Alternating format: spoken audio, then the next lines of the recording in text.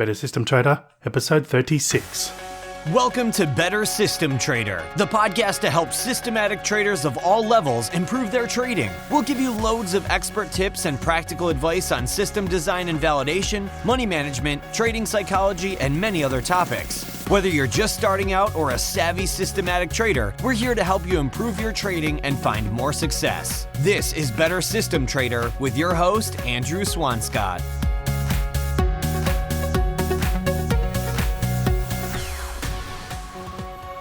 Welcome to the Better System Trader podcast. This is episode 36 and I'm your host, Andrew Swanscott. Creating robust trading strategies can be a difficult task, sometimes taking months or even years to generate something that you find acceptable. Even then, once you start trading it live, there is no guarantee it'll work in the future. With strategy creation being such an involved process at times, how would you like it if you could just tell the computer the results you wanted and let it figure out the trading rules? Is it actually possible to create robust trading strategies this way? In this episode, we talk to Michael Bryant from Adaptrade, who has completed a lot of work on this type of approach. Mike has been trading the markets since 1994, providing trading systems for the futures markets, and even managing money as a CTA. In our chat, we discuss automatic strategy creation, methods to exploit trade dependency, and techniques to trading the equity curve. So let's get to it. I hope you enjoy the chat with Michael Bryant. Hi Mike, thanks for joining us today. Can we please start with a little bit of background on yourself? Sure, thanks for having me. I have a background in engineering, a PhD in mechanical engineering, and also a background in computer science. And I've been working in one way or another in the market since the early 90s. So I think like a lot of traders, I started out just looking for a better way to put my money to work other than just buy and hold investing. And that's kind of what led me to futures trading. Thought futures were interesting because of the built-in leverage. You don't have to pay for leverage like you do with stocks, where you end up paying for it in terms of a margin interest rate. So I started looking at futures, and that led me to trading strategies. And given my background in engineering and computer science, I started developing some trading strategies in TradeStation, which back then was, I think, version 3. And TradeStation, of course, has the scripting language, Easy Language, which was really the only scripting language back then. And I started developing my own strategies and also some other software. And at some point, wondered if someone else might find some of the software I developed for my own trading useful for their trading. So I started a little side business selling my trading software. And also along the way, I did a few other things in the trading arena. I was registered as a CTA, a commodity trading advisor, for a while, and managed a little money in the markets along with my own trading. But at some point I realized that what I really liked about trading was not so much the trading, but the developing of the tools for trading, and that kind of creative process of developing software. And I've been doing the software thing probably, I guess you would say, full-time since 2003, although I still traded on and off for a few years, and really decided that the only way to really be good at the software business was to focus on that full time, which I started doing probably about 5 years ago. So now I'm really a full-time software developer. Okay, great. Thanks for that, Mike. So when you were trading, did you trade any particular styles in the future market? Yeah, I mean, I tried everything at one point or another. I mean, I think I started out with spread trading of futures and longer term kind of position trading. I was looking at options for a while. I decided options were just too much work. I mean, in addition to the options themselves, you have to worry about what's going on with the underlying, and then there's liquidity issues, and it's hard to get good quote data. So I moved away from options and probably spend more time on equity index futures, the E-mini S&P in particular, than probably anything else. either position trading that or day trading. So, Yeah. Okay, thanks for that background. So, as you mentioned, you've done some work with creating trading strategies. So, I'd like to discuss the process with you a little bit there. So, how about we start with the traditional approaches to developing trading systems? sure. I mean, from my point of view, the traditional approach is what most people probably still do, which is you try to come up with an idea someplace, and people get their ideas from all sorts of different sources, either from just looking at the charts and thinking that buying here and selling there might make sense, and trying to figure out what that means, or books or magazines or people they trade with, and then testing that idea. And I've always done it in a systematic approach with trading strategies. So to me, it's always been about a matter of whatever idea I have, I code it up and test it. But in the traditional approach, you're always iterating. It seems like it's never what you think looks good on a chart when you code it up and test it. It's almost never as good as you expect. Yep. So you're always you add a filter here and you tweak something there, and hopefully you get something that looks good. Mm. And that's probably the kind of the essence of the traditional approach. And I think when people get a little more experienced, a little more advanced, they realize they better make sure that they haven't overfit the strategy to the market if they have been around long enough to learn what that means, and then do some kind of validation testing, some out of sample or walk forward or whatnot. So that's really the essence of the traditional approach. Yeah, okay. So you mentioned overfitting there. What are some of the other things that can cause issues using this traditional approach?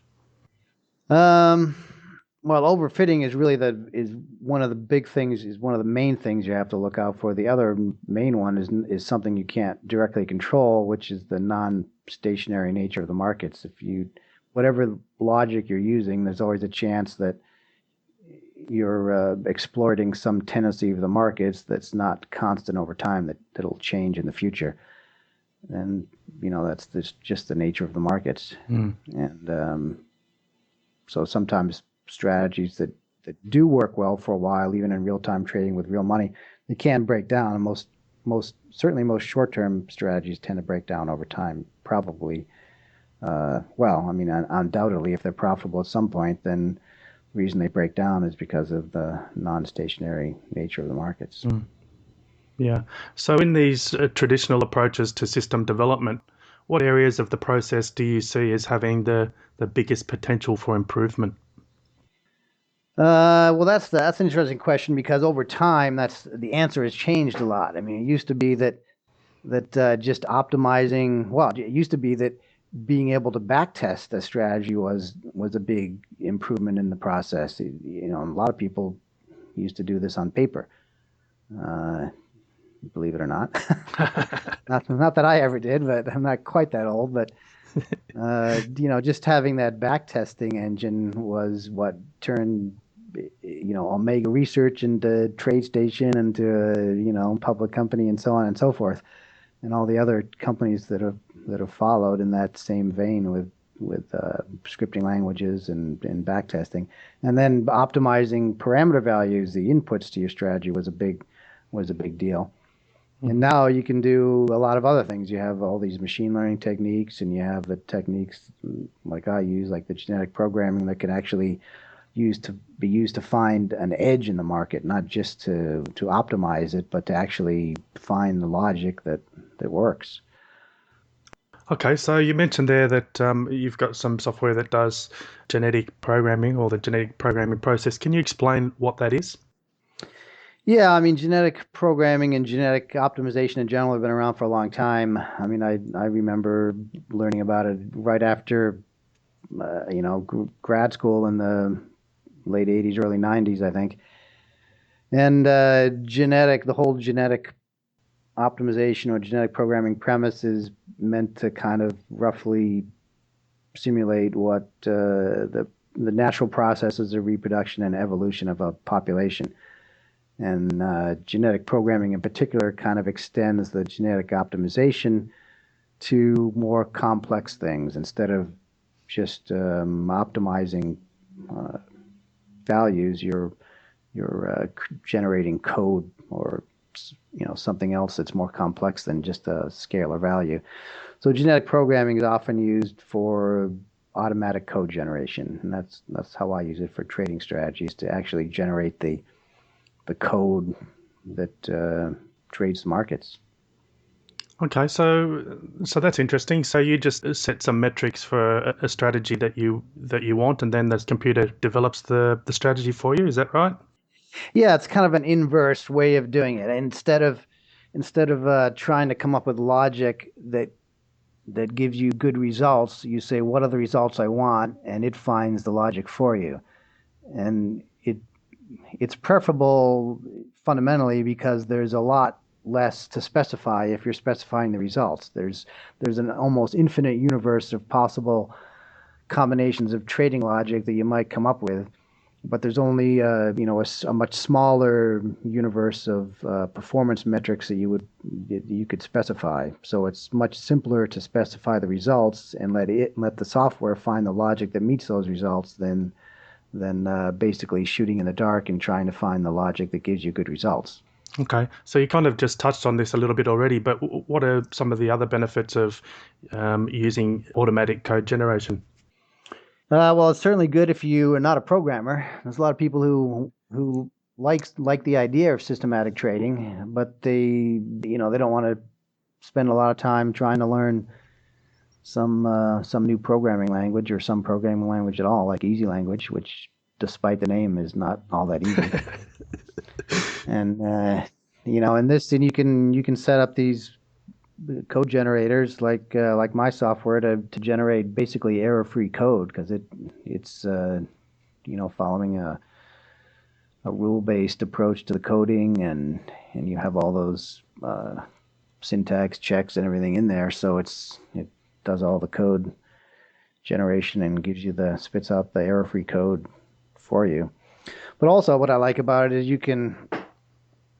it's basically, another way to look at it is to just accelerate the whole development process, because it's doing automatically what you would do manually yourself. It's coming up with an idea, it's iterating on that idea, it's testing these ideas. If it doesn't like what it sees, it can start over, or it can try something else, and it does all this in an extremely accelerated manner rather than the manual approach, which you program everything yourself, make sure the code is correct, it's not going to work, so you tweak it, and so on and so forth. So it really does accelerate everything. Plus, you can integrate whatever testing methods and validation techniques you want from the beginning, and build in methods to increase the robustness or the lack of sensitivity of the strategy to changes in market parameters from the start. So hopefully you end up not only with a result more quickly, but you end up with a better result because you've basically improved the whole process. Okay. I was going to ask you about optimization a little bit, because obviously this genetic programming technique is a form of optimization, so there can be concerns with the overfitting. Absolutely. Now, you've already mentioned a few approaches, but what can you do to measure and or reduce the chance of overfitting using these techniques? Yeah, there's a number of ways. This is kind of an ongoing thing, both I think in the industry and certainly in my software. Yep. So over time, I've definitely focused a lot of effort on exactly that, because if you take more of a statistical approach to the markets, then you need to make sure your statistical methods are valid and rigorous. But there's a lot of things you can do, and there's a lot of places in the process where you can insert methods and techniques to prevent overfitting.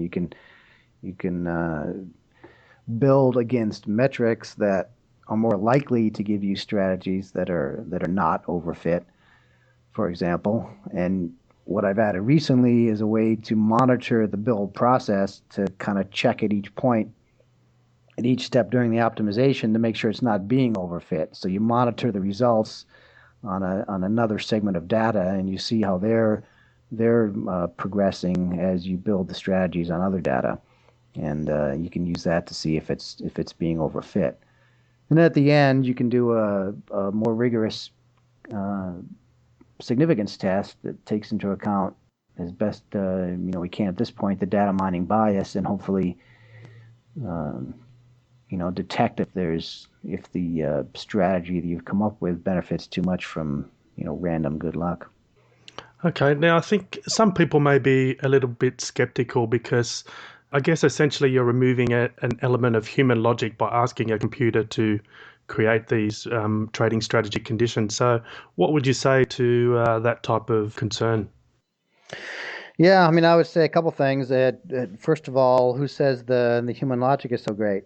I mean, people seriously. I mean, people like to impose a certain logic on the markets, but the markets are not based on logic. It's the accumulation of hundreds and thousands of participants doing all sorts of different things at the same time, and I mean, price behavior is a very complex time series, and the idea that you could just look at it and say, oh well, it's it's overbought, so I'm gonna sell here and whatever. I mean, the people like to impose their own logic on the markets, but I think that's based on a faulty premise to begin with. And more importantly, I think the way most people build trading strategies kind of undercuts that, because even if they have a good premise, they end up distorting it with all the tweaks and modifications and optimizations that they do anyway. And so it ends up, whether they realize it or not, they've ended up engaging in this statistical process, except if they don't realize it, then they probably haven't done the corresponding validation test to make sure that their statistical process is valid. So I would prefer to let the computer do what it does, and then focus on the validation after the fact. And I don't really care that much about what quote unquote logic it's using, as long as I can demonstrate that it's statistically valid. But there are limits. I mean, you don't want to do something stupid like compare a moving average of price to a time of day, for example. But within those basic constraints, it doesn't bother me if it uses moving averages in a unique way, or if it combines price patterns with something else, and you end up with something novel that you wouldn't have come up with on your own. Even if you can't superimpose some kind of meaning on that, that doesn't mean it's not valid. Yeah. Now, earlier you mentioned significance testing. Mm-hmm. And we often hear this concept of degrees of freedom when creating trading strategies. So can you explain a little bit about what that means? Yeah, I mean, each parameter in your strategy, each variable that restricts the logic in one way or another, decreases your degrees of freedom, and you want as many as you can to avoid overfitting. It's not as simple as saying there's a specific number of degrees of freedom that you need, but certainly the more trades you have in your sample, the better. So it really comes down to how much data you have versus the complexity of your strategy, and you judge the amount of data you need based on the number of trades, not necessarily the number of bars of price data. Mm.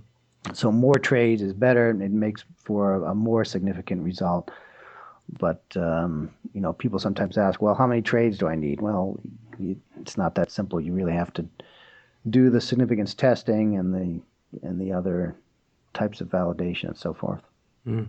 So how do you actually count the number of restrictions in a strategy, though? Can you provide an example, say, for a simple moving average crossover condition? Yeah, if it's a moving average, say one moving average crossing over another, that would be 2, because it's just the two lengths, the look-back lengths of the moving average. Unless you allow the price itself to be a variable. I mean, for example, some people might look at moving average of the close versus moving average of the high or the low. That would be another variable if you allow that. Mm. So if you're not careful, you can really increase the degrees of freedom quite quickly by adding additional conditions into your strategy. Yeah, I mean, you increase the number of restrictions if each input. When I created my builder software, I specifically made sure that each time it selected something, it created an input for that, so that the number of inputs is the same as the number of restrictions in your strategy. So it's easy to get that value. Yeah, okay. All right, thanks, Mike. I'd just like to move on now to money management, but first let's talk a little bit about trade dependency, because a common approach to analysing trading results is using Monte Carlo analysis, where Hmm. you essentially randomise the order of the trades. However, the order of the trades in the original results can provide some handy information. So Right. can you explain a little bit about what trade dependency is and how you can determine if you have a system that contains a significant level of trade dependency? Yeah, I mean, trade dependency just refers to whether or not one trade depends on the prior trade or the prior trades. And so you can have positive dependency where wins tend to follow wins, or negative dependency where losses tend to follow wins, and vice versa. And there's statistical tests to determine that. And I have one of those built into my market system analyzer software. The simplest one is just a runs test, and that tells you the confidence, the significance of the runs, whether or not there's any negative or positive dependency in your series of trade results. And if there is, you could potentially exploit that. So, I mean, if you know, for example, that wins tend to follow wins, then you could exploit that to change your allocation after a win by increasing it, or if you after a loss by decreasing it, for example. Okay, that's interesting. The way you can exploit that by having that understanding of the runs of trades. Is there any other techniques you could use by knowing that kind of information?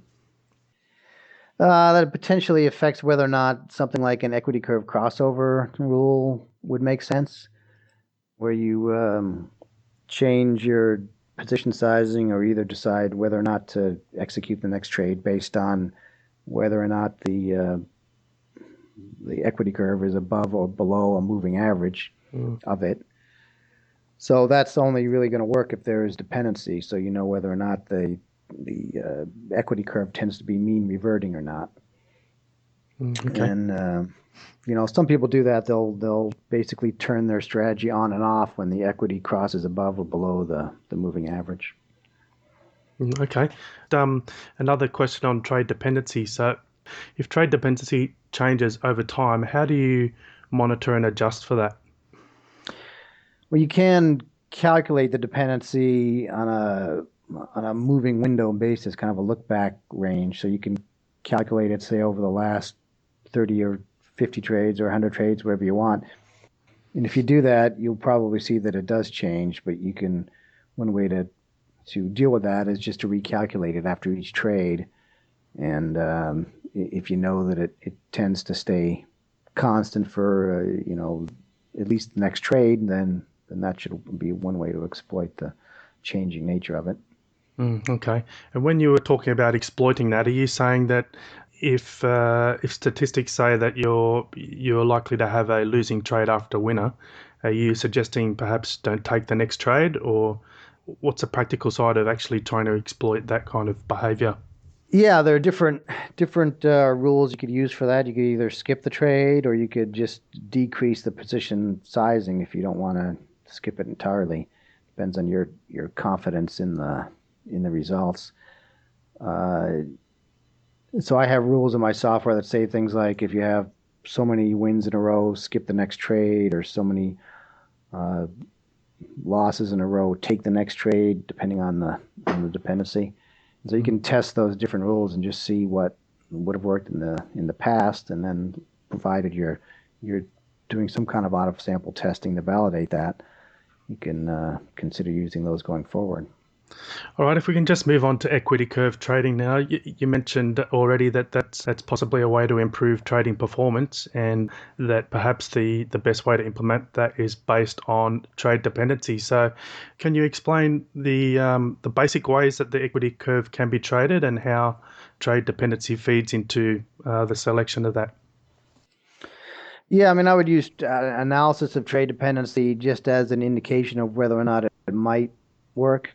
But ultimately, I just like to take more of a scientific approach and test things. And as long as you're doing, the auto sample testing, the validation, real time tracking, that sort of thing, it should be okay. But my approach is just see what works and see if it persists. And so you can, depending on which way the dependency tends to go, or whether it's mean reverting or it tends to follow through, you would either stop trading when it crosses above the moving average and resume trading in the opposite direction, or you could stop trading when it crosses below the moving average, depending on whether it's mean reverting or not. Or you could just adjust the position size depending on those crossovers, either increasing or decreasing your position size so you're not potentially missing out on a profitable trade because you stop trading entirely. So there are different ways to do that. Yeah, but do you need to take into account the style of the trading system? Because obviously different styles produce different types of equity curves. For instance, a trend following style is often lots of little losses and then a big win. So it's quite a bumpy equity curve. Now, Right. if you're looking to not take trades when it's under the equity curve, you could actually miss out on that big one that bumps you back up. So do you Right. need to take those kind of things into consideration as well? Sure. I mean, the purpose of the MSA software that I have is to allow you to test for all that. It's basically simulation software. So if you have that kind of strategy, you plug in your as much history as you want to analyze, and you see how that works and see if that makes a difference. See if there's any way to exploit that based on that history. And so if you have that kind of equity curve that you just described, you'll see that, and you'll see how it works with an equity curve crossover rule. Now, a question on position sizing in the trading strategy process, because people often have their own ideas and where to include position sizing. But what stage of the creation process do you think that position sizing should be included? I like to include it after the fact, after I've already come up with the strategy logic and tested it and made sure it's valid. And the reason I like to do that is because I don't want to confuse things too much. I don't want to make my evaluation of the strategy logic dependent on some position sizing choice. And so I prefer to look at it after the fact. The only downside to that is that there can be some connection between the two. There's certain position sizing methods that work better with certain kinds of strategy logic and certain shapes of equity curve than others. So it could be that if you're using a tool like my builder software, which is trying to come up with a logic, if you were to include the position sizing at the same time, you might come up with something different. So, sometimes it's good to look at it both ways, but overall, I think it can be a little bit too confusing to include the position sizing at the same time you're looking at the strategy logic. Okay. And when you are looking at the position sizing and the impacts that can have on results, are you feeding in Monte Carlo data into that, or are you doing that purely on the original series of trades? Preferably with the Monte Carlo, so you don't get. So basically, it's like overfitting. You don't want to become too dependent on a particular sequence of the trades that's probably just coincidental. So the Monte Carlo removes that. It's probably a little too conservative overall because there's probably some dependency there that you lose when you do the Monte Carlo, but it's better to be a little conservative there than relying too heavily on a particular sequence of trades. And in regards to position sizing, what are some of the mistakes that you think traders make when they're looking at that type of thing? I think that depends on the trader. I mean, there's certainly some traders who don't appreciate the risk involved, and you can look. It's very easy to look at a past sequence of trades, even if it's real time trading with actual money, and say, well, this is just going to persist into the future. And I'm like, so if I didn't get a more than a 20% drawdown in the past, I'm going to maximize for 20% drawdown. Then you end up getting a 30% drawdown, and it blows out your account. So, I mean, you do have to be a little more conservative than that. But I think it's hard for a lot of traders because they get into short-term trading, particularly in some of the leverage markets, specifically because they're looking to take on more risk. And then people like me will say, well, you have to be more conservative, and kind of goes against the grain. But over the long run, I mean, certainly if you look at professional traders, they're not risking 10% of their equity on every trade, typically. Okay. Now, for a beginner trader who wants to get into or wants to understand position sizing better, what would you recommend they do?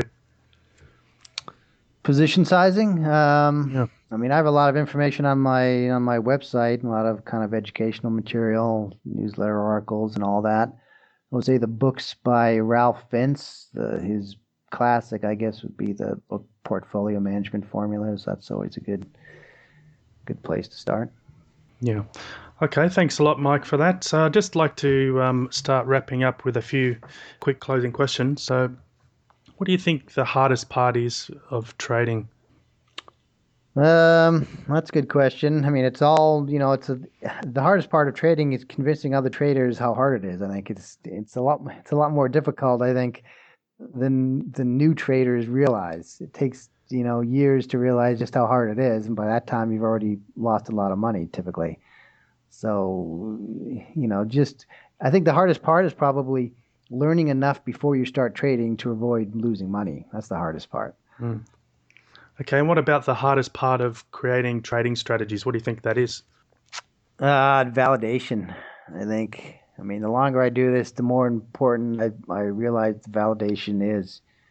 In part, that's because I've gravitated more towards a statistical approach, but that was not by accident. I mean, that's kind of what my experience led me to, and validation is the key. If you really need to validate your strategy before you even think about turning the switch on. Yeah. Okay. What do you think is the most important ingredient for someone to become a successful trader? Geez, I'm probably not the right person to ask. I mean, I decided, some years ago that I was much better off being the person building the tools than trading the markets. I mean, trading it can be, it can be a lot of fun, but to me, it's can also be kind of boring sitting in front of the screen and watching the markets. At the same time, it can be stressful. And, I've heard people use the analogy to being in combat, where it's hours of boredom punctuated by seconds of terror. So it's kind of what trading is. You have to have the right personality to really enjoy that, and frankly, I never really enjoyed it that much. So so I think it does take a special kind of personality to really like that and to want to do it full time. Okay. Now, you've mentioned Ralph Vince as a good book. Do you have any other favorites you'd like to recommend? I like that book by David Aronson. I know you had him on your podcast here not too long ago, the Evidence-Based Technical Analysis. That's a very good book. Howard Bandy has a couple of good books, The Modeling Trading System Performance and his book Quantitative Technical Analysis. I basically like any book that takes more of a scientific and or statistical approach to the markets. Yeah, cool. All right.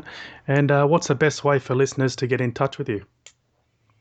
Probably through my website. I have all the contact information on my website, and I have, they can call me directly through the phone number on the site, or email me, or use the contact form on the site, adaptrade.com. So, did you want to mention something about your software? Sure. I mean, I have free trials on both products at adaptrade.com, ADAPTRADE.com. One of them is the money management software, the market system analyzer, and the strategy building software is called Adaptrade Builder. Excellent. All right. Thanks, Mike, for spending time with us today. Is there anything else that you'd like to mention before we wrap up? I think that just about covers it. Oh, great. All right. Well, thanks again for sharing your knowledge with us today, Mike, into the system development and position sizing. So it was much appreciated, and I wish you all the best. You're very welcome. Thanks for having me on. Thanks, Mike.